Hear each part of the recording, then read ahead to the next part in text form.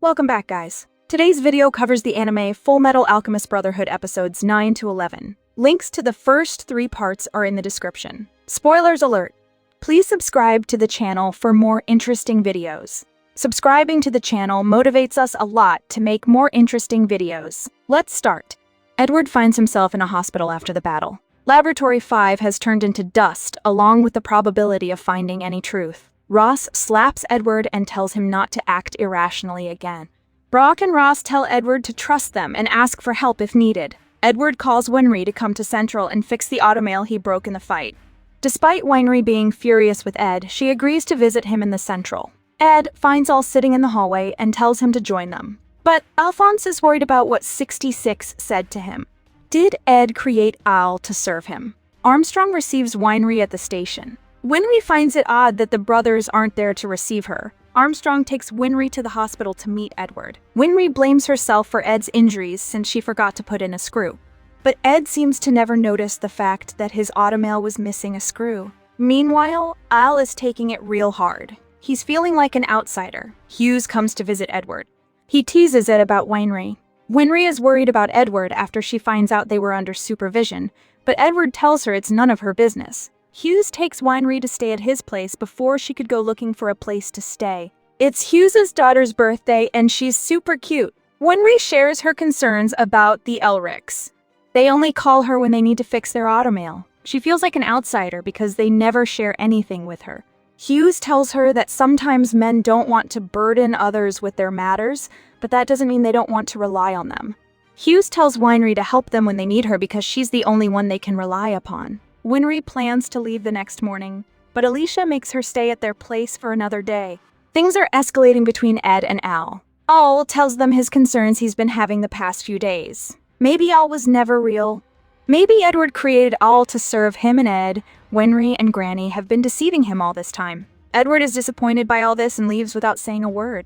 Winry hits Alphonse and calls him an idiot for what he did to Al. Ed has always blamed himself for what he did to Alphonse's body. Ed was prepared to sacrifice his life to get Al back. Winry makes Alphonse go to Ed and apologize. Al finds it on the hospital roof. Before Al could apologize, Ed starts a spar with him and beats him. Edward says they have been fighting like this ever since they were little. They used to fight over the smallest things. They talk about the memories both of them shared. Ed asks if Al thinks all those shared memories and determination to get their bodies back were lies. Al sees his mistake, and the brothers plan to move forward and fight until they get their bodies back. Meanwhile, Scar is still alive. An Ishvalan family has picked him up and treated his wounds. Mustang is dreaming about the war and how he plans to save the world by taking over the ones who control him. Meanwhile, Edward is discussing the progression they made in regards to the Philosopher's Stone with Armstrong and Hughes. King Bradley pays a surprise visit. He tells he already knows about the Elric brothers' investigation into the Philosopher's Stone. Bradley tells them many state alchemists went missing who were involved in this matter. Bradley orders them to stop investigating and disclosing any information regarding the matter. Bradley leaves as soon as Winry comes in with tickets for Dublith. The brothers plan to visit their master in Dublith the next day. They plan to visit their teacher even though they are scared of her.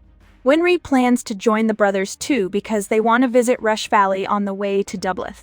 Edward and Alphonse tell Winry they want to visit their teacher because they want to get stronger and know more about the Philosopher's Stone. Hughes is trying to piece together the recent uprisings and their relation with the Philosopher's Stone, but Lust finds him in a library as he's about to solve the case. Lust attacks and wounds Hughes. He escapes and goes to call Bradley, but decides not to. He goes out and finds a private booth and tries to call Mustang. He's stopped by Envy disguised as Lieutenant Ross. Envy shoots Hughes and leaves him to die. Hughes is buried. Everyone is saddened by the loss of Hughes' maze. Mustang investigates the murder site and speculates Hughes might have picked up on a huge secret that caused his demise. Rise brings in Armstrong to meet Mustang. Armstrong says they have a lead, but Armstrong refuses to tell him other details. Armstrong leaves before telling Mustang about the Elric brothers. Mustang understands his encrypted message and connects the murder to the Philosopher's Stone and the involvement of the higher-ups. Mustang promises to get revenge for Hughes after he becomes Fur president. Winry and the boys are at Rush Valley, and Winry is losing it over the automails. Edward gets cornered by eager enthusiasts who want to check out his automail. Edward gets stripped off this cloth and his state alchemist badge. They panic. Locals speculate that the local pickpocket Panina is involved in the matter. They tell him where to find her. Ed, Al, and Winery head off to the mountain to find Panina. Ed jumps in to capture her as soon as he sees her. But Panina proves to be too quick for Edward. Panina runs into Al's trap but escapes easily with her automail. However, Winry catches her way too easily. Winry is losing over Panina's automail. Mr. Dominique has made the automails for Panina. Winry begs him to take her on as an apprentice, but he declines. Meanwhile, Mr. Dominique's daughter-in-law is pregnant. Winry asks Panina how she lost her legs. She tells her how she lost her parents and her legs in a train accident. Mr. Dominique took her in and gave her automail legs. Panina plans to pay him back, but Dominique refuses to take her money. Winery tells her to work honestly instead of pickpocketing, then she might be able to repay Dominique for his kindness. Panina promises not to pickpocket again and decides to give the badge back to Edward, but they plan to look inside the sealed badge. Winry opens it and finds out it's a reminder of everything that happened to the Elrics. Winry plans to ask Mr. Dominique again to take her in, but Edward tells her that the baby is about to come. It's raining heavily outside and Dominique decides to fetch the doctor himself. Baby's about to come and Winery takes things in her hands. They prepare the necessary things for the delivery. Winry asks Panina to help her deliver the baby. Meanwhile, Ed and Al wait outside hoping for the best. Winry successfully delivers the baby. Everyone is super excited. Winry tells Ed to pick her up because all this exhausted her. Winry tells Edward about the watch. Edward seems disappointed at her for breaking into the watch. He tells the watch gives him determination. It serves as a reminder to move forward and not look back. Winry remembers how Edward burned down his house and everything with it so he could go back, and was forced to move forward.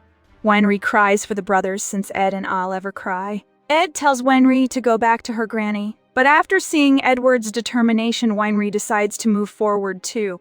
She will ask Dominique again to take her as an apprentice and make the best automail for Edward. Mr. Dominique is delighted to see his grandson. He thanks Winery for her help.